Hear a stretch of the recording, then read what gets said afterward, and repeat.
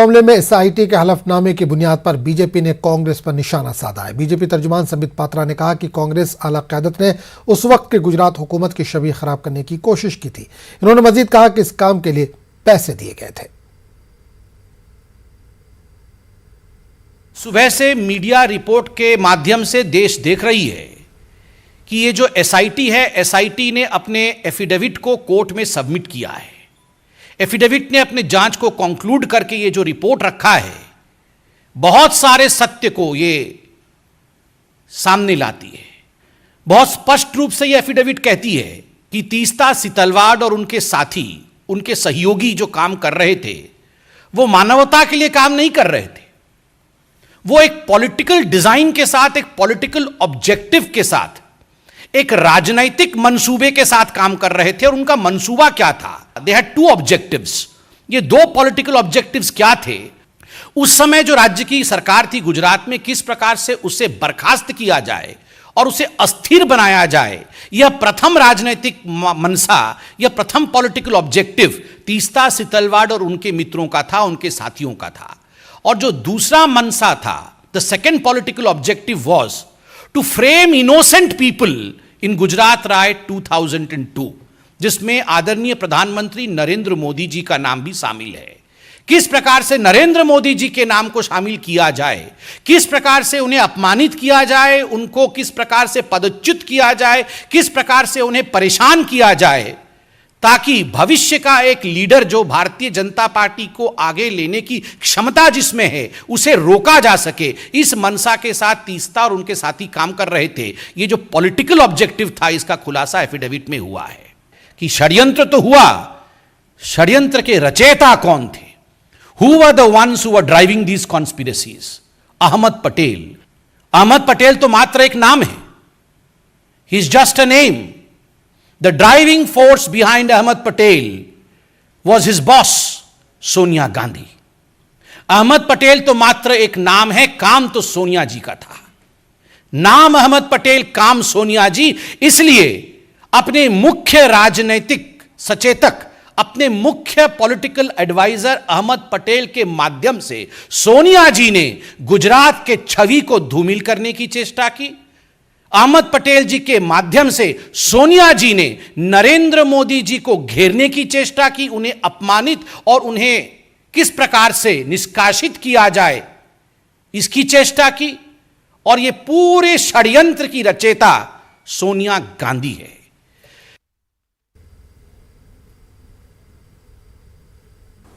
जब भी गुजरात का चुनाव आता है, भारतीय जनता पार्टी, नरेंद्र मोदी जी और उनका जो इकोसिस्टम है,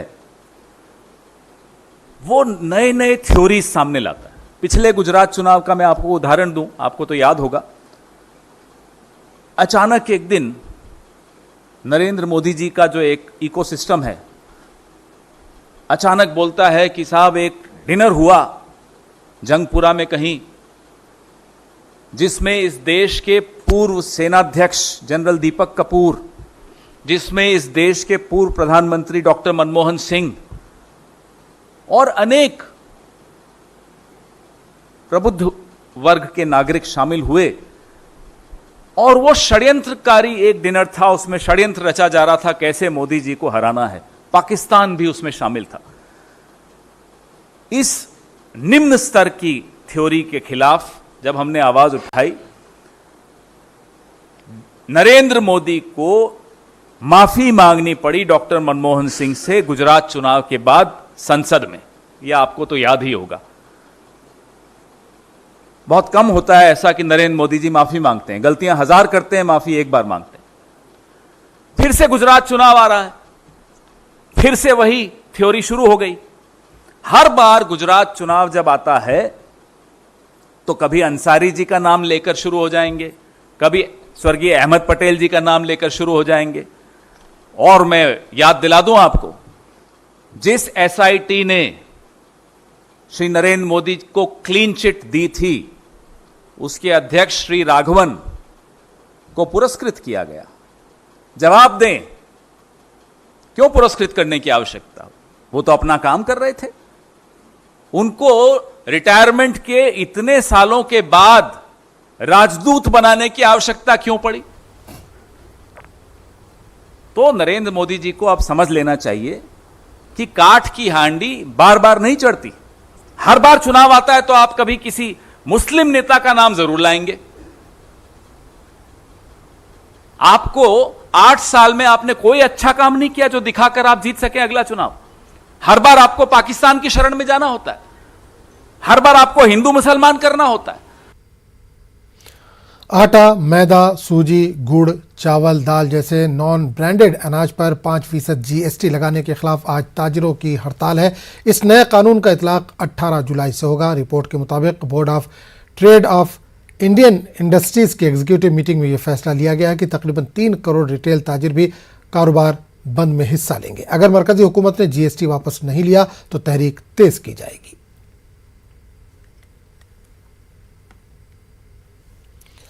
पंजाब के टीचर्स दिल्ली के वज़ीर-ए-आला अरविंद केजरीवाल की रिहाइशगाह के बाहर एहतजाज कर रहे हैं। ETT के तहत मुकर्रर 180 असातिज़ा तनख्वाहों में इजाफे की मांग को लेकर एहतजाज कर रहे हैं। इन्हें उम्मीद है कि अरविंद केजरीवाल इनके मुतालबे पर तवज्जो देंगे। पंजाब के 180 ETT टीचर्स आज दिल्ली के मुख्यमंत्री अरविंद केजरीवाल के निवास स्थान पर आ पहुंचे हैं। आप देख सकते हैं कि तमाम जो टीचर्स हैं इसमें महिलाएं हैं, पुरुष हैं और तमाम टीचर्स यहाँ पर आज दिल्ली के मुख्यमंत्री अरविंद केजरीवाल के निवास स्थान के बाहर धरना प्रदर्शन करने के लिए पहुंचे हैं। साफ तौर पे इनकी जो मांगे हैं आप देख सकते हैं कि सामने बैनर्स लेकर खड़े हैं और इनका साफ तौर पे कहना है कि पंजाब के शिक्षा विभाग में पक्के रेगुलर 180 ETT अध्यापकों के साथ गैर कानूनी जो धक्का हो रहा है उसको बंद किया जाए। इनको जो आय मिलनी चाहिए थी, जो इनको वेतन मिलना चाहिए था, वो वेतन इनको नहीं मिल रहा है और ये अपने परिवार का गुजर बसर उसी वेतन से करते हैं। और आज दिल्ली के मुख्यमंत्री अरविंद केजरीवाल के निवास स्थान के बाहर ये मांग पत्र लेकर आप पहुंचे हैं। आइए जानते हैं क्या विषय है सर। और आप लोग पहले भी विरोध जता चुके हैं मगर अब तक आप लोगों की मांगे पूरी नहीं हुई। सर हम पहले ये बताना चाहते हैं हम कोई कच्चे अध्यापक नहीं हैं, हम रेगुलर अध्यापक हैं और 6 साल पहले पंजाब सरकार ने हमें प्रॉपर सिलेक्शन क्राइटेरिया फॉलो करते हुए हमें प्रॉपर रेगुलर तौर पर रखा था।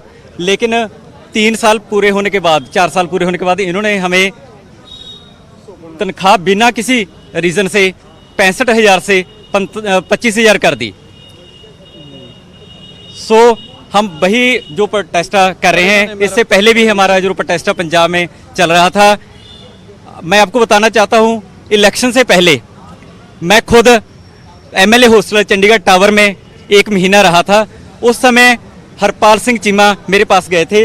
आप चाहते हैं तो देख भी सकते हैं, ये वीडियो है उनकी। इसमें हरपाल सिंह चीमा बोल रहे हैं कि हम आपका इशू पूरा पता करके फिर आपके पास आए हैं, हम अपनी सरकार आने पर आपका इशू सॉल्व करेंगे। राहुल गांधी के निवास स्थान के बाहर हम राहुल गांधी के निवास स्थान पे आए थे, हम सोनिया गांधी के निवास स्थान पे आए थे। उस समय के जो शिक्षा मंत्री प्रगट सिंह थे उन्होंने माना था कि इनकी जो मांग है वो बिल्कुल जायज़ है, इनका हम हल करेंगे।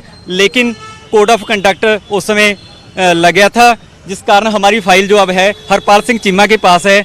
हम केजरीवाल के पास इसलिए आए हैं कि हमारी पंजाब सरकार ने बात नहीं सुनी। सो हम चाहते हैं कि हमारी जो इशू है वो सॉल्व किया जाए। सिर्फ फाइनेंस के इशू से हम पीड़ित हैं, वो उसको अगर सॉल्व कर देते हैं, वो एक साइन रहते हैं सिर्फ फाइनेंस डिपार्टमेंट के लिए, उसके लिए हम अपनी जान पहले भी जोखिम में डाल चुके हैं। अब जो अभी शिक्षा मंत्री हैं मिथेर जी, उनसे मिले आप लोग, उनसे बात बिल्कुल मिले हैं, उन्होंने भी माना आपकी मांग बिल्कुल जायज़ है। तो उन्होंने माना था 2 दिन में हल कर देंगे, 3 दिन में हल कर देंगे, लेकिन जब हल नहीं हुआ तब हमें मजबूरन बस जहाँ पे आना पड़ा। अपनी मांग CM हाउस पर भी कई बार लेके जा चुके हैं भगवंत मान साहब के पास, पर हमें बाहर ही टाल दिया जाता है। आपको कल मिला देंगे, आपको परसों मिला देंगे। कम से कम हम 10 बार CM हाउस भगवंत मान के पास जा चुके हैं। जब हमको कोई राह नहीं मिला तो हम केजरीवाल के दर पर आए हैं। हमें यकीन है कि केजरीवाल साहब हमें खाली नहीं मोड़ेंगे। बिल्कुल इन्हें यकीन है और इसी उम्मीद पर आप देख सकते हैं कि तमाम लोग यहाँ पर जो सिविल लाइन का जो इलाका है, मुख्यमंत्री अरविंद केजरीवाल के निवास स्थान के बाहर पुलिस ने इस तरीके से बैरिकेडिंग बना रखी है, आप देख सकते हैं। और बैरिकेडिंग के बाद पुलिस यहाँ पर मौजूद है, क्योंकि दिल्ली के मुख्यमंत्री का जो निवास स्थान है वहाँ पर सुरक्षा काफ़ी जो पुख्ता होती है और आप देख सकते हैं कि प्रशासन भी यहाँ मौजूद है। मगर इस भीड़ में आप वो लोग देखेंगे जो लोग अपनी वेतन की समस्या को लेकर यहाँ पर पहुँचे हैं और इन्हें उम्मीद है कि अरविंद केजरीवाल इनकी बात सुनेंगे और जो इनकी समस्या का समाधान होना चाहिए, क्योंकि इससे पहले भी कई मंत्रियों से इन्होंने अपनी बात, अपनी समस्या को अवगत कराया, मगर अब तक कोई रास्ता नहीं निकल पाया है। कैमरा पर्सन मुनमुन के साथ मैं रवि मिश्रा, न्यूज़ 18 नई दिल्ली। नाम पर सियासत जारी है। महाराष्ट्र के शहर औरंगाबाद और उस्मानाबाद का नाम साबिका MEA अघाड़ी ने बदलने का ऐलान किया था। अघाड़ी काबीना की आखिरी मीटिंग में लिए गए कई फैसलों पर यह फैसला भी शामिल था, लेकिन एकनाथ शिंदे काबीना ने तकनीकी बुनियाद पर इस फैसले पर नजरसानी करने का फैसला किया था। जायजा लेने के बाद एकनाथ काबीना ने औरंगाबाद का नाम संभाजीनगर और उस्मानाबाद का नाम धाराशिव ही रखा है, लेकिन इसने इस अक्सरियती हुकूमत का फैसला बताया। इसका जवाब है कि अघाड़ी काबीना ने गवर्नर की अक्सरियत साबित करने के हुक्म के बाद शहरों के नाम बदलने का फैसला किया था, जो तकनीकी एतबार से दुरुस्त नहीं था।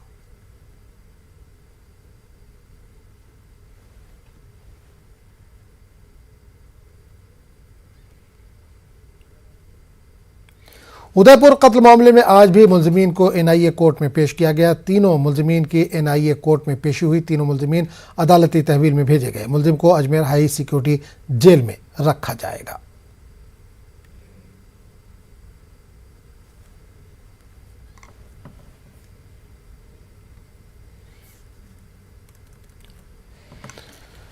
आगे बढ़ेंगे। कश्मीर में सदियों से आ रही भाईचारगी की मिसाल आज भी श्रीनगर एयरपोर्ट पर देखने को मिली। आज हुज्जाज इकराम के इस्तकबाल के लिए हिंदू, मुसलमान, सिख और ईसाइयों का एक ग्रुप एयरपोर्ट पहुंचा। इन्होंने कश्मीरी रिवायत को बरकरार रखते हुए कश्मीरी ज़बान में कलाम सुनाए। इनका कहना था कि वो दुनिया भर में ये पैगाम पहुँचाना चाहते हैं कि कश्मीर में सब भाई भाई। इन्होंने ये भी कहा कि वो उन ताकतों तक ये पैगाम पहुंचाना चाहते हैं कि यहाँ सब ठीक है और हम सब एक हैं। इनका कहना था कि जिस तरह मुसलमान अमरनाथ यात्रियों का इस्तेमाल करते हैं, इसी तरह वो हज्जाज का भी इस्तेमाल करते हैं। हिंदू, मुस्लिम, सिख, ईसाई आपस में है भाई। हिंदू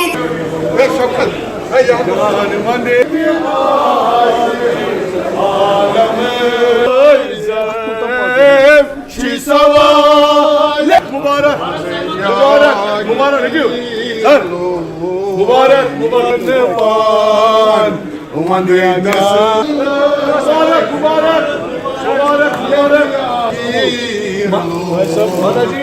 मैसेज यही है कि मैं आज सुबह एयरपोर्ट पहुंचा। यहाँ पर हिंदू, मुस्लिम, सिख, ईसाई जैसे आप देखते हो और वेलकम कर रहे हैं हाजियों का, जो आज पहला जता खाने काब से यहाँ पर पहुंच गया है और इस तहे दिल से हम इस्तकबाल कर रहे हैं इसको। और ये मैसेज देना चाहता हूँ उन ताकतों को जो ताकतें कश्मीर का खराब कर रहे हैं, उन ताकतों को ये मैसेज देना चाहता हूँ। हिंदू, मुस्लिम, सिख, ईसाई पहले भी भाई थे और इंशाल्लाह आज भी भाई है और ये रिवायत जो सदियों से चल रही है वो आज भी कायम है। उन ताकतों को मैं कहना, बाकी हाजियों को मैं वेलकम करता हूँ जो आज आए हैं और उनकी दुआ हम लेते हैं। और जैसे पहले जमाल साहब ने कहा, अमरनाथ यात्रा जब हुई थी तब कश्मीरी मुसलमानों ने, सरदारों ने बहुत उनको तहे दिल से, जोश खोर से उनका तहे दिल से वेलकम किया। और आज हमने हाजी भाइयों के, हिंदू, मुस्लिम, सिख, ईसाई चारों फिरके ने वेलकम किया इनको और ये मैसेज देना चाहते हैं भाईचारा आज भी है, इंशाल्लाह भाईचारा आगे भी है। हम ये मैसेज सारे भारत को देना चाहते हैं कि यहाँ अपनी अलग आइडेंटिटी है, अपनी पहचान है भाईचारे की। और ये एक जिसको हम पिरवर कश्मीरी में कहते हैं, उसका बोलबाला हमेशा रहेगा और था भी। हम यही चाहते हैं कि कश्मीरी पंडित भाई जो है वो यहाँ आए और वो हमारे साथ रहे। और ये हमारी मैसेज है तमाम भारत को, हम देना चाहते हैं कि अगर भारत को जिंदा रखना है तो फिर इत्तेहाद को नहीं तोड़ना है। जिस दिन इत्तेहाद तोड़ेगा, खुदा न करे भारत उस वक्त मुश्किल में पड़े। मैसेज ये है कि जैसे आप जानते हैं, देश की बात करें या दुनिया की बात करें, आज धर्म के नाम पे पूरे देश और दुनिया में है जो बवाल मचा हुआ है। मुसलमान क्रिश्चियन से लड़ रहा है, क्रिश्चियन हिंदू से, हिंदू सिख से लड़ रहा है। तो पूरी दुनिया को एक मैसेज देना चाहते हैं कि अगर आप देखें कि कश्मीर में किस तरीके से हिंदू, मुसलमान और क्रिश्चियन और सिख किस तरीके से यहाँ रह रहे हैं पीसफुली, ये मैसेज पूरी दुनिया को दे के उनको एक मैसेज सिखाना चाहते हैं कि आप भी इस तरीके से रह सकते हैं। कश्मीर में एक पुराने समय से एक रिवायत चलती आ रही है, अगर यहाँ गुरु ग्रंथ साहिब जी का नगर कीर्तन निकलता है तो उसको रिसीव मुस्लिम भाई करते हैं। अगर अमरनाथ यात्रा आती है तो उसको सिख और मुस्लिम्स रिसीव करते हैं। आंध्र प्रदेश के कोरोमंडल के गोंगवारा टिप्पा में सैलाब में फंसे 13 अफराद को बचा लिया गया। दरअसल किसान अपने जानवरों को वापस लाने के लिए मोटर बोट से गए थे, लेकिन इनकी बोट खराब हो गई। रात इन्हें बोट पर ही गुजारनी पड़ी। आज सुबह इन्हें निकालने के लिए ऑपरेशन का आगाज हुआ और तकरीबन 3 घंटों की मशक्कत के बाद इन्हें बाहिफाजत निकालने में कामयाबी मिली। इंतजामिया ने लोगों से नदियों और आबी ज़खायर में न जाने की हिदायत दी है। ख्याल है कि गोदावरी की सतह में मुसलसल इजाफा हो रहा है, जिसके चलते 6 अजला के सैकड़ों गाँव ज़ेर आब आ गए हैं।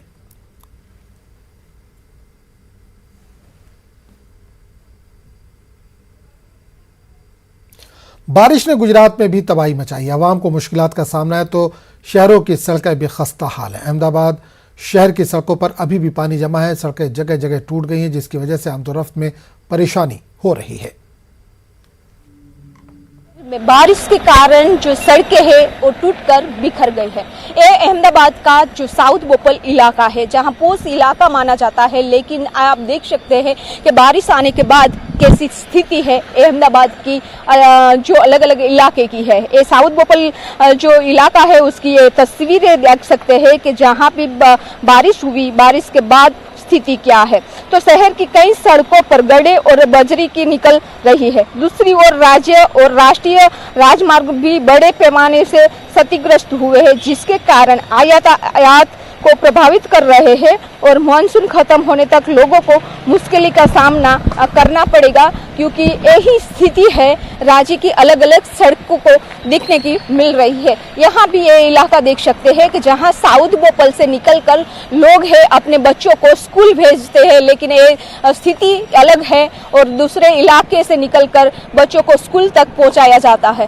तो ये पूरे अहमदाबाद की अलग अलग शहर की यही अलग अलग जो इलाके की यही तस्वीर है वो सामने निकल के आ रही है, लेकिन बारिश खत्म होने के तक लोगों को मुश्किल पड़ेगी। कैमरामैन प्रकाश देसाई के साथ विभू पटेल, न्यूज 18 अहमदाबाद। दिल्ली एनसीआर में बारिश हो रही है, मौसम खुशगवार हो गया है। वहीं दिल्ली और इसके आसपास के इलाकों में बारिश की पेशेनगोई की गई है। गरज चमक के साथ औसत से तेज बारिश हो सकती है। देश की राजधानी दिल्ली में मॉनसून ने दस्तक तो पहले ही दे दी थी, लेकिन लगातार गर्मी का सामना यहाँ के लोगों को करना पड़ रहा है। उमस भरी गर्मी का सामना दिल्ली वासी कर रहे हैं। आज जिस तरीके से झमाझम बारिश हो रही है, जाहिर सी बात है कि लोगों को उमस भरी गर्मी से तो राहत मिली होगी, लेकिन बारिश के बाद जगह जगह पर जो जलभराव की स्थिति पैदा होती है उससे लोगों को खासा परेशानी का सामना करना पड़ता है। इस वक्त हम दिल्ली के राजपथ पर खड़े हुए हैं और आपको दिखाना चाहूंगी कि यहाँ पर जिस तरीके से तेज बारिश हो रही है, आप पीछे देख भी सकते हैं कि लोग रेनकोट और अम्ब्रेला का इस्तेमाल करते हुए अपने काम पर जरूर यहाँ पर जा रहे हैं। और ट्रैफिक भी यहाँ पर थोड़ा सा धीमे जरूर दिखाई देता है, क्योंकि जलभराव के चलते ट्रैफिक की रफ्तार धीमी पड़ जाती है।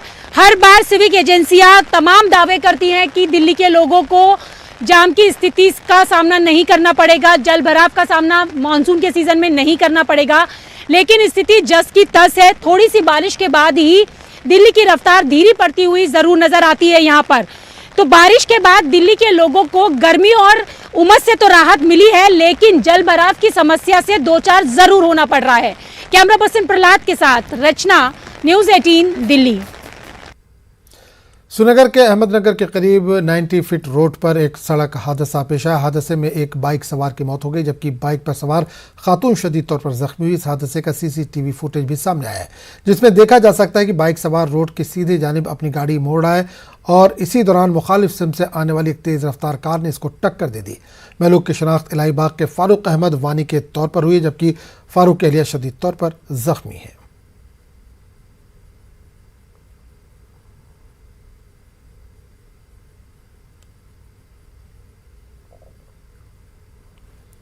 वज़ीर-ए-आज़म नरेंद्र मोदी ने आज जालौन में बुंदेलखंड एक्सप्रेसवे का इफ्तिताह किया। वो सुबह खुसूसी तैयारी से कानपुर हवाई अड्डे पहुंचे, जहां सीएम योगी आदित्यनाथ ने इनका इस्तकबाल किया। इसके बाद वो जालौन रवाना हुए। आपको बता दें कि बुंदेलखंड एक्सप्रेसवे पीएम मोदी के अहम मंसूबों में से एक है, जिसका संग बुनियाद इन्होंने 2 साल कबल रखा था।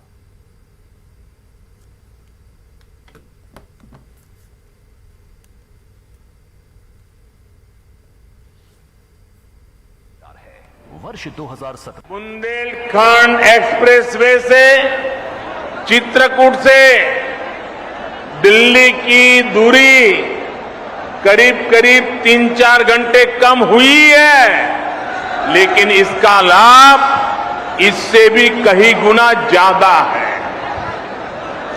ये एक्सप्रेसवे यहां सिर्फ वाहनों को गति देगा इतना ही नहीं है, बल्कि ये पूरे बुंदेलखंड की औद्योगिक प्रगति को भी गति देने वाला है। इसके दोनों तरफ, इस एक्सप्रेस हाईवे के दोनों तरफ अनेक उद्योग स्थापित होने वाले हैं। यहां भंडारण की सुविधाएं, कोल्ड स्टोरेज की सुविधाएं बनने वाली है। बुंदेलखंड एक्सप्रेसवे की वजह से इस क्षेत्र में कृषि आधारित उद्योग लगाने बहुत आसान हो जाएंगे। कोरोना के मामलों में तेजी दर्ज की जा रही है। गुज़िश्ता 3 दिनों से मुल्क में कोरोना के 20,000 से ज्यादा नए मामलों की तस्दीक हो रही है। ताज़ा आदादोशुमार के मुताबिक पिछले 24 घंटों में 20,044 नए मामलों की तस्दीक हुई है, जबकि इसी अरसे में 56 मरीजों की मौत हुई है। आदादोशुमार के मुताबिक पिछले 24 घंटों में 18,301 अफराद शिफायाब हुए हैं। फाल मामले 1,40,000 से तजावुज़ कर चुके हैं। मुल्क में कोरोना और मुफ्त बूस्टर मुहिम भी जारी है। मुल्क में अब तक 199 करोड़ 71,61,438 टीके लगाए जा चुके हैं। देश में बढ़ते कोविड के मामलों ने सरकार की चिंताएं बढ़ा दी हैं। लगातार मामले बढ़ते जा रहे हैं और पिछले 24 घंटे में 20,000 से ज्यादा नए कोविड के केसेस देखने के लिए मिले हैं। पिछले 3-4 दिनों से लगातार 20,000 से ज्यादा नए मामले सामने देखने के लिए मिल रहे हैं। और पूरे भारत की बात करें तो 1,40,000 से ज्यादा नए केस देखने के लिए मिले हैं। इस वक्त हम एक डिस्पेंसरी में खड़े हुए हैं। अगर आप पीछे देखें तो जिस तरीके से लगातार सरकार लोगों को कोविड वैक्सीनेशन के लिए भी अपील कर रही है और इसके साथ साथ 75 दिनों तक जिस तरीके से फ्री बूस्टर अभियान की शुरुआत कल से की गई है, ऐसे में सरकार तो लगातार लोगों से अपील कर रही है, लेकिन एक्सपर्ट्स का कहना है कि बढ़ते मामलों के पीछे कहीं न कहीं लोगों की लापरवाही है, क्योंकि लोगों ने अब सामाजिक दूरी एकदम से भुला दी है, मास्क का इस्तेमाल नहीं कर रहे हैं, सैनिटाइजेशन नहीं कर रहे हैं। तो ऐसे में चिंता का विषय बढ़ते हुए मामले जो हैं वो बढ़ा रहे हैं। एक्सपर्ट्स का भी कहना है कि अभी भी हमें कोविड-19 के जो नियम हैं उनका पालन करना होगा, मास्क का इस्तेमाल करना होगा, सामाजिक दूरी बनाकर रखना होगा, हाथों को लगातार साफ करना होगा। और जिस तेजी से मामले बढ़ रहे हैं, हालांकि चिंता का विषय तो जरूर है, लेकिन अस्पतालों में मरीजों की संख्या बेहद कम है, लोग घर पर ही सही हो जा रहे हैं। तो ऐसे में कहीं ना कहीं बढ़ते मामलों को कम करने के लिए भारत के सभी लोगों को अपनी जिम्मेदारी अभी भी निभानी होगी। कैमरा पर्सन प्रहलाद के साथ रचना, न्यूज़ 18 दिल्ली। और कोरोना के बाद मंकी पॉक्स की वबा अब हिंदुस्तान में भी दाखिल हो गई है। केरल में मंकी पॉक्स के मरीजों की शिनाख्त के बाद इस वबा से एहतियात बरतने की अपील की जा रही है। डॉक्टर वली ने एहतियाती तदाबीर इख्तियार करने के लिए आवाम को कुछ मशवरे दिए। सबसे बड़ी ज़रूरत यह है कि हम मंकी पॉक्स को फैलने न दें। जैसा कि पता है केरला में केस आ चुका है और हम लोग पहले से सेंसिटाइज थे। जब यूरोप में ख़ासतौर से यूके में ये फैल रहा था तो सारी इस पर बातचीत हुई थी और इसके रोकथाम के सब उपायों पे चर्चा हो गई थी। अभी स्वास्थ्य मंत्रालय ने एक बहुत अच्छी गाइडलाइन जारी करी है जिसमें इस बात पर जोर दिया है कि जो लोग ट्रैवल करके आ रहे हैं वो सिक लोगों के साथ अपना इंटरमिंगल ना हो। अगर घर में ओल्ड पीपल हैं, सिक पीपल हैं, इम्यूनो कॉम्प्रोमाइज लोग हैं, उनके साथ इंटरमिंगल ना हो और डिस्टेंस मेंटेन रखें, कांटेक्ट अवॉइड करें, क्योंकि ये मंकी पॉक्स जो है ये ट्रैवल के ज़रिए से ही आएगा जब भी आएगा, और आ चुका है। अब इसको तो ये नहीं कहेंगे कि आएगा। तो अब सावधानी की बहुत ज़्यादा नितांत आवश्यकता है। और दूसरा ये है कि कांटेक्ट अवॉइड करें डेड एनिमल से, एनिमल सोर्सेज से उनके पास नहीं जाएं, क्योंकि लक्षणों में आम वायरल फीवर की तरह इसमें बुखार आता है, बॉडी में दर्द होता है और इसके साथ साथ बॉडी में मसल्स में पेन होता है। और इसको पॉक्स इसलिए कहते हैं क्योंकि इसमें छोटी माता बड़ी माता की तरह दाने निकल आते हैं। कश्मीर में नौजवानों को साइकिलिंग की तरफ राग़िब करने की गरज से शुमाली कश्मीर के ज़िला बारामूला के टंगमर्ग से ताल्लुक़ रखने वाले बैनुल-अक़वामी 2 स्कीयर वसीम अहमद और जुनैद अहमद ने एक अच्छी पहल शुरू की है। वो अब साइकिलिंग में भी लोहा मनवा रहे हैं। दोनों स्कीयर्स ने आज टंगमर्ग से गुरेज वादी तक का सफ़र साइकिल से शुरू किया है। मशहूर सियासी कारकुन आदिल नज़ीर खान ने हरी झंडी दिखाकर इन दोनों खिलाड़ियों को रवाना किया। दोनों खिलाड़ियों का कहना है कि गुरेज वैली जाते जाते वो नौजवानों को साइकिलिंग की तरफ, इस फील्ड की तरफ खुसूसी तौर पर राग़िब करवाएंगे ताकि इस मैदान में कश्मीर से मज़ीद नौजवान निकल आएँ जो मुल्क का नाम रोशन कर सकें। ये हमारा फर्स्ट एक्सपीरियंस रहेगा टंगमर्ग टू गुरेज। तो स्कीइंग के साथ साथ हमें ये माइंड में ही आया साइकिलिंग का, इसके जो टंगमर्ग से गुरेज हम करेंगे, जो हम बाय रोड जाएंगे इसमें थोड़ा स्पीड कम रहेगा, जो रास्ते में लोगों के साथ इंटरेक्शन होगा वो अच्छा मिलेगा लोगों के, ताकि मेन मकसद जो है, मेन मोटिव है इस साइकिलिंग का कि यूथ इससे इंस्पायर हो जाए। हमारा ये पहला एक्सपीरियंस है टंगमर्ग से गुरेज तक, तो इंशाल्लाह हम देखेंगे कि रोड्स में हमें क्या क्या मिलता है। तो हम अगर यूथ्स मिलते हैं तो हम उन्हें काउंसलिंग करेंगे कि एडवेंचर की तरफ आए। ज़्यादातर हम स्कीइंग करते हैं, तो आजकल हम साइकिलिंग के साथ भी थोड़ा कनेक्शन बढ़ा रहे हैं।